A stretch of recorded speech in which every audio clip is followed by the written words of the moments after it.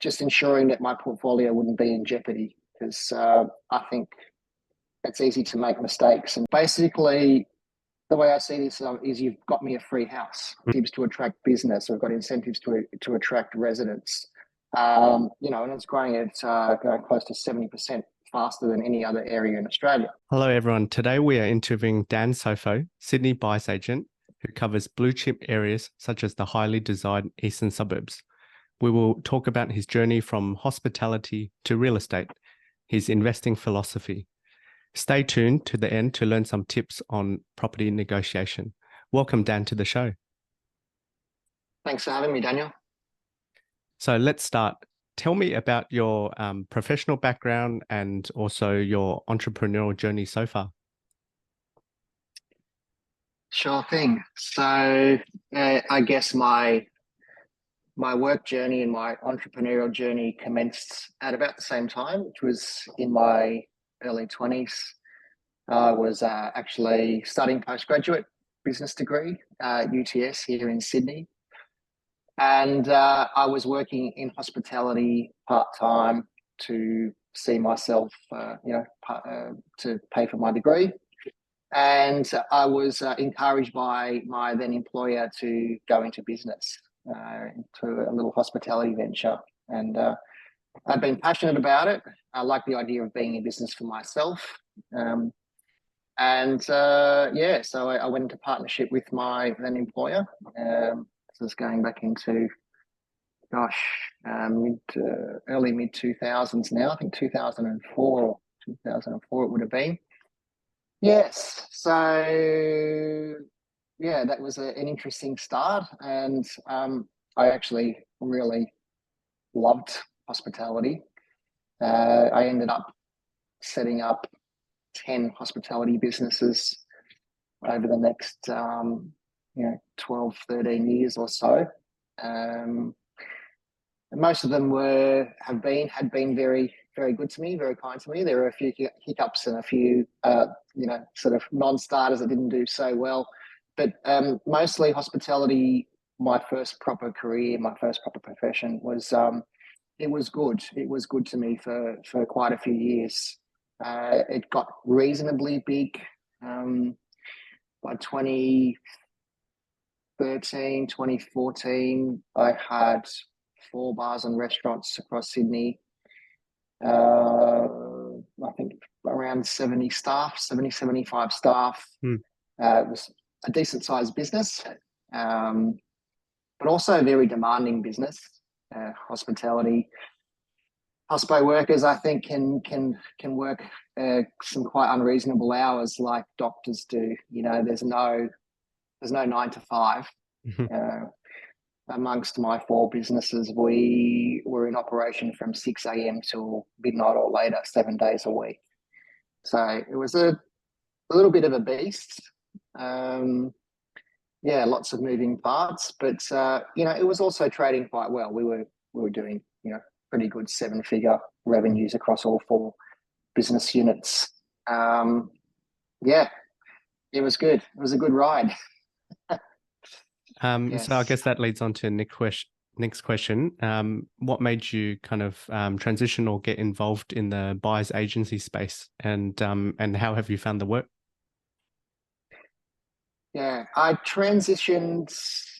So around 2008, I started buying property with the proceeds from my hospitality businesses. And I found over the course of the next few years that as I bought a few more properties, that was sort of the antidote or the antithesis to what I was doing in hospo. This big business. I had a payroll of over $3 million.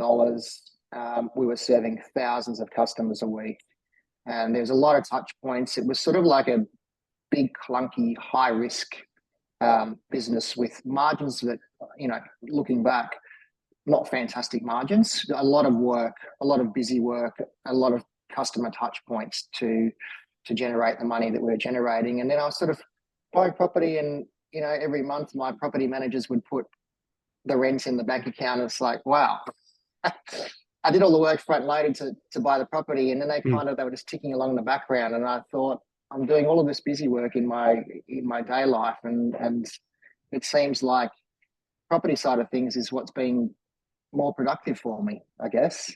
And um, that idea sort of started to gel in my mind. Especially, I was always looking for efficiencies in my business. You know, how could I get the most out of an hour of my time? And especially as time became more precious and scarce as my business grew bigger, how could I leverage my time and my efforts most effectively?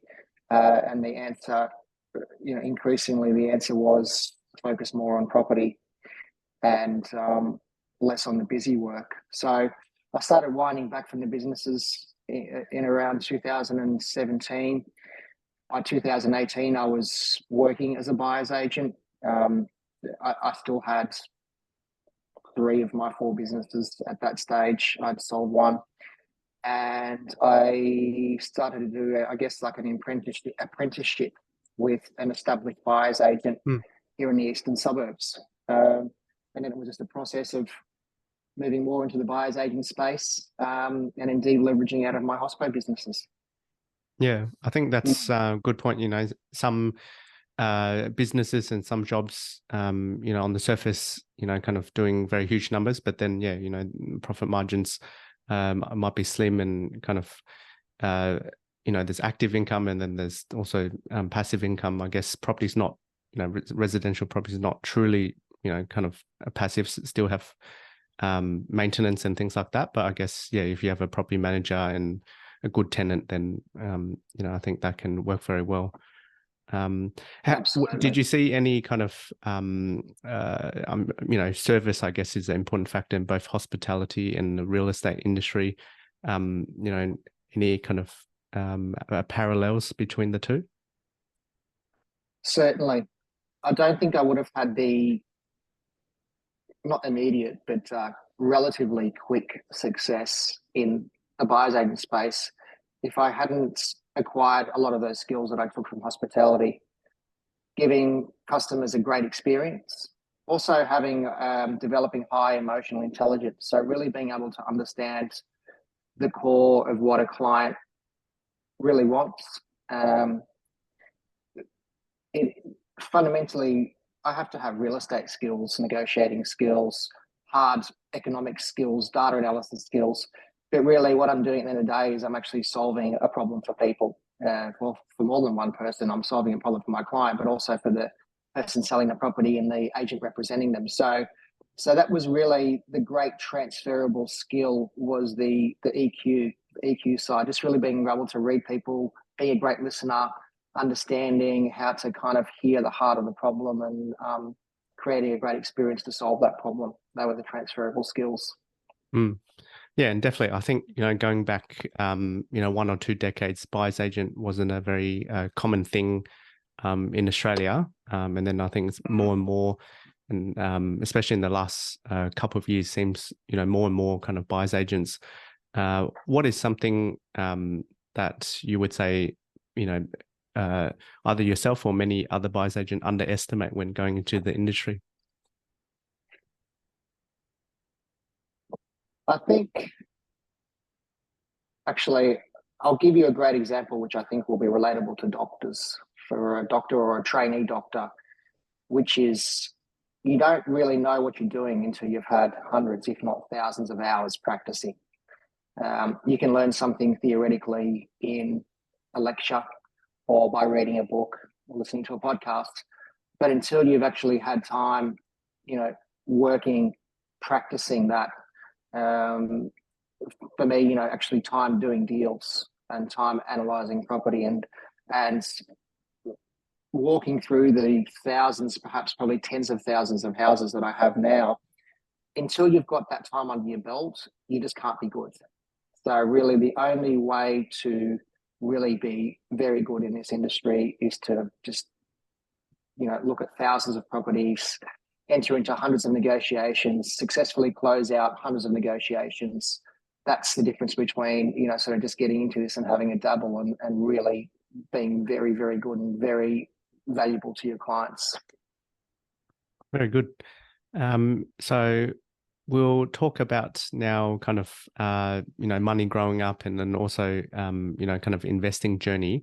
What was the discussion around money like growing up and, how has it influenced your mindset now around money and investing and business? Hmm. Um, I'm the Australian-born son of Italian parents. Quite a big family. I've got four brothers, so five siblings. Mum and dad came out here when they were teenagers from Italy, both Italian. And I think the characteristic of that generation, it's the classic, work hard, um, almost just stick at one thing, work hard, head down, butt up, and the harder you work, the more it'll pay off. So I guess an old school idea, there wasn't a hard money education. We were taught to be careful with our money. We were taught the value of saving, and we're also taught the value of giving some of what we had away. That was a part of our philosophy. But the money skills I actually applied myself in business.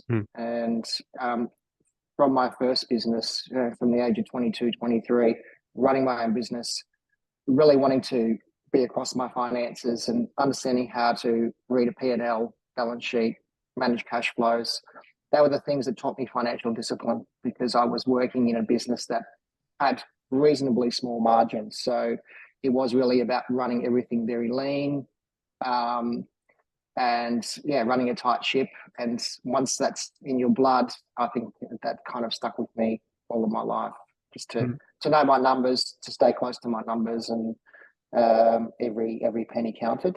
So that was where the education came from. Yeah. And it sounds like, you had some, reasonable good financial literacy skills because you talked about, putting aside some of the money into, properties and I'm sure other investments. Can you tell me about, how your investing journey started and how it's been and your own property portfolio and, numbers, if you're happy to share? Yeah, certainly. So yes, definitely putting money aside for property. And actually, to be completely honest, no, I have not diversified. I've momentarily held some shares over the years, but never really been extremely passionate about diversifying shares. My property portfolio is somewhat diversified. I've bought 9 properties over the years, holding 5 now across Sydney, Sunshine Coast, and Hobart. A combination of apartments and properties. One part of my journey is because I've always been self-employed.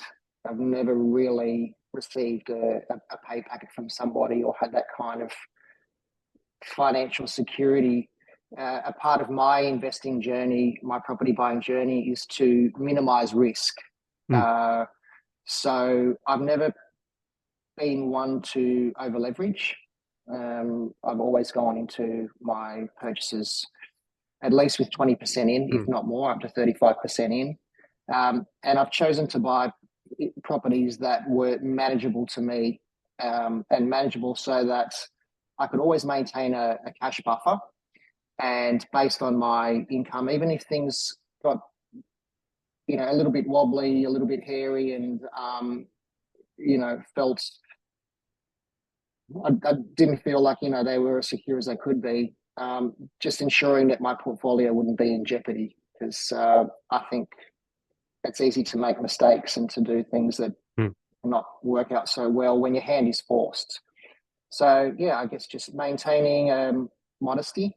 Perhaps I could have grown bigger, faster, and been a little bit hungrier about it. But I didn't. I've just not wanted to feel like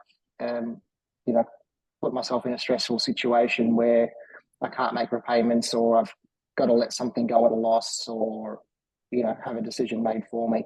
Does that make sense? Yeah, that does. And what was did you have any it might have evolved like a personal philosophy about selecting the properties? Was it about units, kind of low maintenance? Was it trying to buy the biggest or most blue chip asset you could, or has it evolved? And how did you decide what to purchase? I think there are as many strategies to acquire property or to invest as there are people. Mm. And it really does depend on where you're at with your cash flow, with your savings, your level, your level of appetite for risk, how fast you want to grow, how aggressive you want to be.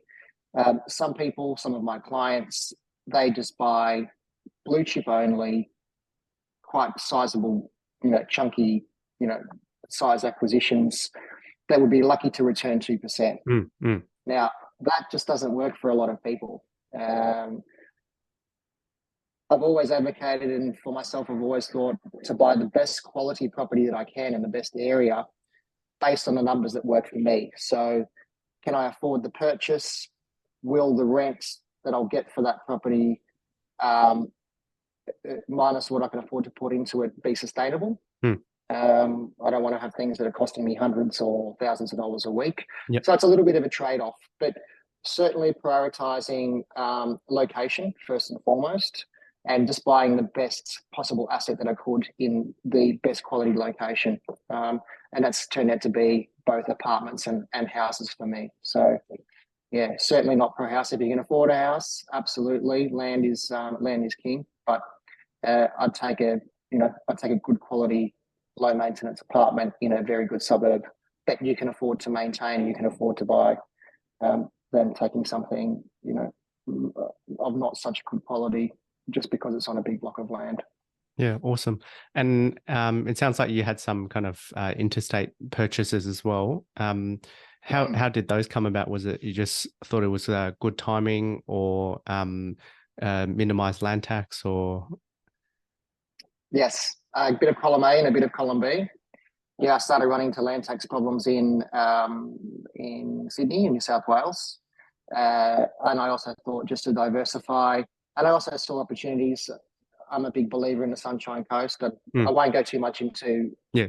I'm not going to spruik any particular suburbs or areas, but if you look at the infrastructure that's going in to large tracts of the sunny coast, that Maroochydore, the Caloundra sort of area there, and you look at the Southeast Queensland regional plan, the government's basically said this is where we want to grow the population. We've got hospitals, we've got schools, we've got infrastructure, we've got the high-speed internet, second high-speed internet cable coming here. We've got incentives to attract business. We've got incentives to attract residents. And it's growing at close to 70% faster than any other area in Australia. So it sort of makes sense to me. And it's got lifestyle as well. So it's infrastructure, it's an amenity, and there's a mandate at, a state and federal government level to drive traffic to the area. So it's sort of like, for me, it's sort of like a no-brainer to do something there. Yeah, definitely. I think I think they say after Sydney and Melbourne, that's Southeast Queensland, one of the biggest population centers in Australia. Were there any it sounds like you've been investing for a while. Is it 10, 20 years or so? It'd be more than 15 years now. Yeah. Yes. I'm sure there'll be some kind of lessons learned along your journey. Is there any kind of one particular lesson that sticks out, or like a light bulb moment? A light bulb moment. I think getting very specific about property property site identification in general. It actually hasn't really changed that much. It's become a little bit more refined, but it really is the same principle, which is look for areas where property supply is constrained. And there's generally three things that are constraining supply. There's geography, there's heritage, and there's planning. So I look for areas where you can't be adding lots and lots of new stock. Now, and I don't like greenfield areas. I don't like new suburbs. Like, to me. Over the long term, yes, maybe, but it just feels very risky to go into something as a homogenous area where, there's the potential for thousands of new houses that are going to look exactly like yours are going to be built, in the foreseeable future. So look for places where supply is constrained, and look for places where, in those areas where supply is constrained, there is improving amenity. So there are services coming, and that might even be something small, like maybe they're improving a bus line, or maybe they're, it doesn't need to be a major metro station, but definitely there are things coming in the area, or maybe the local council, the local government's just making the place nicer. They're improving parks, and they're putting in footpaths and trees, and they're just making the place nicer. And definitely going to have public transport close as well. So I think if you can get those three things right, limit on supply, improving area gentrification, and good public transport, that's sort of been the foundation, and the foundation for myself, and the foundation that I recommend for clients as well. Yeah, I think that's some great piece of advice there. Do you have a biggest investing success story to date, either for yourself or a recent client?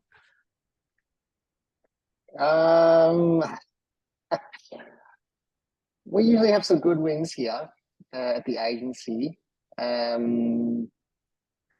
Yes, most of the properties we buy for clients, we have a good win some way or another. There are a couple that stand out. I think probably one of the biggest and best in recent times was a house that I bought for a client in Helston Park, and it's a beautiful house. It's like a character sort of Federation home on a really nice block of land. 5 minutes walk from the new metro station at Helston Park, and it was a deceased estate. There were 4 beneficiaries. 4 kids were beneficiaries to the estate, and they were all arguing. And the property, when they listed the property, they listed it too high, and there wasn't enough interest in it. And then the kids, the beneficiaries, couldn't get their act together to change the price guide, look at accepting offers. The listing went stale. And I noticed that this property, the land value on it was very high, really high. It was over $1.5 million when I looked at it, when I went to the Valuer General. And they were trying to sell this property for $1.8 million. And, it was probably around about the right price. But because they couldn't get their act together, and they wouldn't accept offers, they wanted to go to auction, they didn't, and the thing sat around for like 6-7 weeks. Yeah. I ended up putting a deal together with that agent who just wanted to get it sold, and wanted to be done with these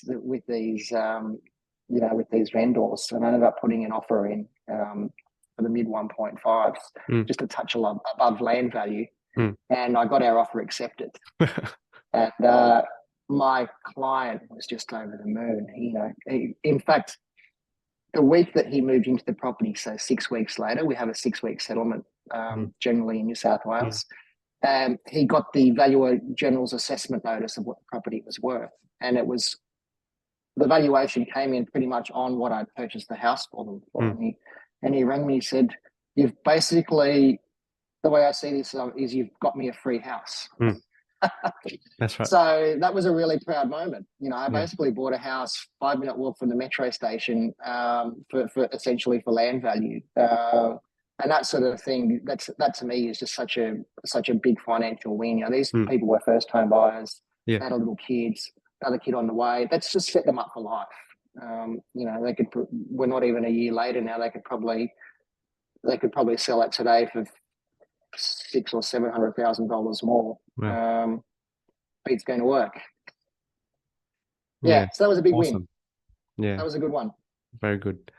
I guess there's a lot of debate about what drives capital growth. I guess different experts and in the forums there's always debate.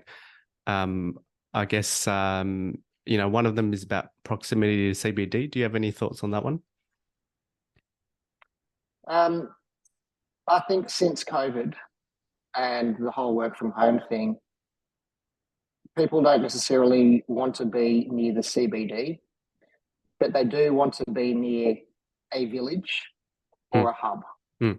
So it doesn't need to be the city, doesn't need to be Sydney City or Parramatta or Melbourne City or whatever, but there's got to be some kind of local hub, local community where they can head in, congregate and have that village setting. So I'm going to say no, not necessarily to CBD, but yes, if there's a hub there, that does contribute to outperforming capital growth. Mm. To be in What proximity about, for what that. about public transport and then school zones? Public transport, 100% yes. Public transport, and increasingly, as certainly in Sydney anyway, where we are beginning to move in the direction of the great cities of the world, Paris, Tokyo, London, New York, where they've got great subways and a really great public transport network. And we, historically, Australians have been terrible at using transport. We've been a big country and we drive everywhere, but I think we are changing, and increasingly public transport.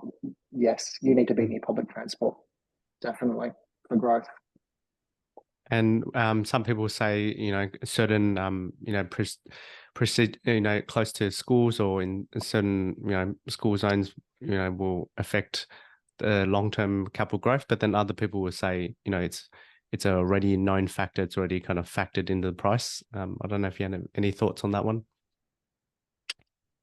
It can certainly help to preserve the integrity of a neighbourhood, or helps an area to retain its blue chip status. I do notice that something in a school zone will go for a premium. Does it mean that will outperform the area just next to it? Not necessarily, but if you're looking to de-risk your purchase, and I guess add as much extra value as you can, thinking about the person that's eventually going to buy it from you or rent it from you, it's just one more feather in your cap. It might be that you get a renter, you get a fantastic family in there who want to see their kids to a prestigious school or a private school, or that kind of outlier school. Yes, I think it can't hurt to be in a great school zone. Yeah, awesome. And obviously, our podcast is targeted towards time poor professionals such as doctors, and some I think more and more are seeing the value in buyers agents. There's lots of advantages such as relationships with selling agents, access to off-market properties, and touched on hard to beat experience in negotiating, closing deals. But look, for some listeners who don't want to use a buyer's agent, or maybe they're junior doctors early on and might not have the fee, can you share any tips for purchasing a property? Oh, it's a very broad general question. One tip. One tip. I think what we're trying to do every day is we're trying to look for anomalies. We're trying to essentially what we're trying to do is we're trying to arbitrage the market. We're somehow trying to get an advantage to buy something that, because of a little weird wrinkle in an anomaly in the way it's priced, or the mindset of the seller, the mindset of the agent, or just something that a little interesting piece of news like an interest rate rise announcement, or just something that shakes the market in a particular way, which gives us an opportunity to go in and to purchase at a discount. I think for someone who wants to go out there and have a crack at themselves, try and first understand the market you want to buy in, and actually understand the value, the set price, the standard price, the price per square meter of the house or the apartment, the asset that you want to acquire.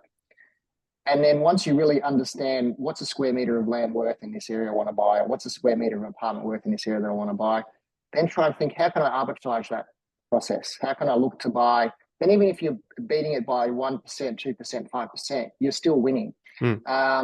So yeah, we're always looking for those little opportunities. And like I said, one of the classics that's really worked for us is to lodge an offer the day after an interest rate announcement.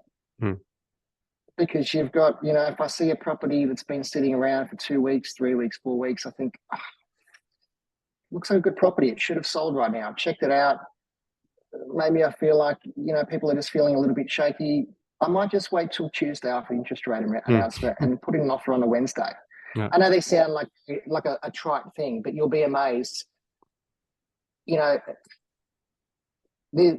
got on the other side, you've got a human there selling. Yeah. You've got a human representing that human selling. And, they've got their fears and they've got their concerns and they're looking at what's happening just as we are. So I think anything you can do to take advantage of, someone's psychological unease about where their product lies in the market, and trying to take advantage of that, even if you can get ahead by 2%, 3%, 5%, it's a good buy. And I've seen it happen so many times, quite often. Yeah. The same thing, the same apartment in the same building. The 3 months following COVID back in 2020, literally I saw houses and apartments go for 15, 20, 25% less than what they were worth. And then 3-4 months later, they bounced back. Yeah. And I look back and I can see, and I know those months there, sort of like from probably April, May, June, July, August 2020, I'm seeing these crazy low prices when I go back through RP data. And now I just look back and I go, wow, someone just got lucky. Someone got COVID lucky. They went in, the people that were selling thought the world was falling on our heads. And there were some very lucky buyers.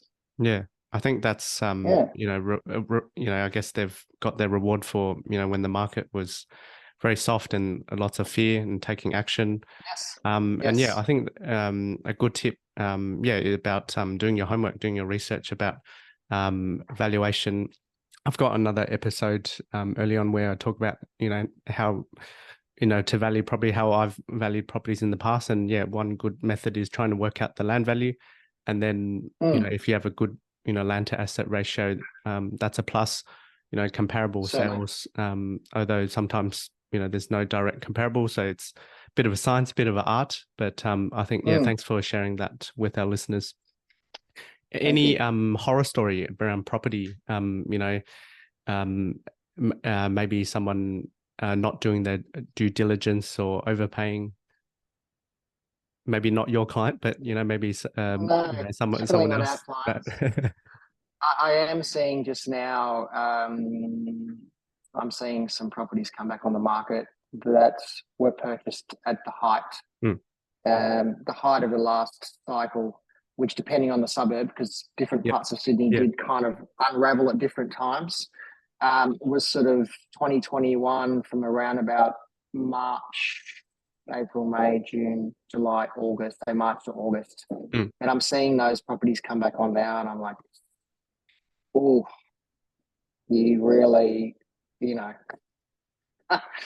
really overpaid, and not just by 1 or 2%, because sometimes it's okay to overpay by 1 or 2%. If it's a really good quality property and you're going to hold on to it, that's okay. But I'm talking about maybe double digit overpays. Wow. It hurts me to see it. It's unfortunate because even though we might be benefiting from those, doing a deal and picking it up a lot cheaper, someone is hurting on the other side.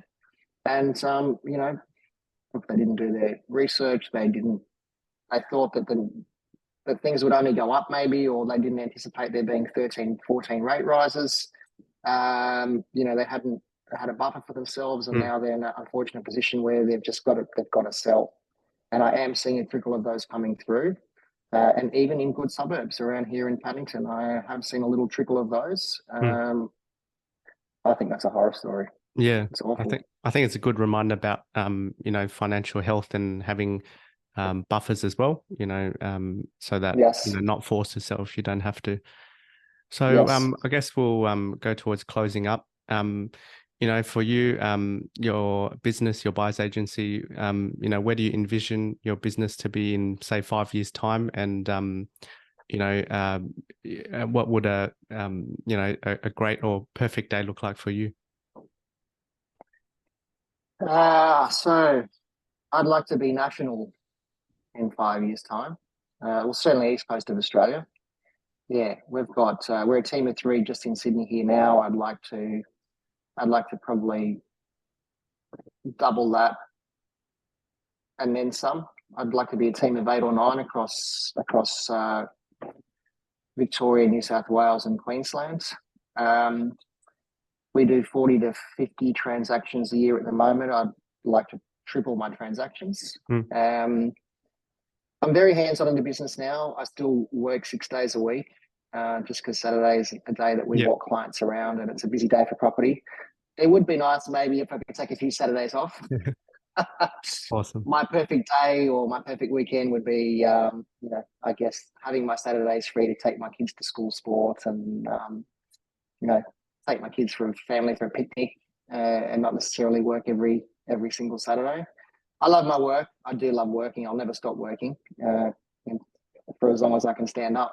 But maybe just easing back just a little bit. Yeah.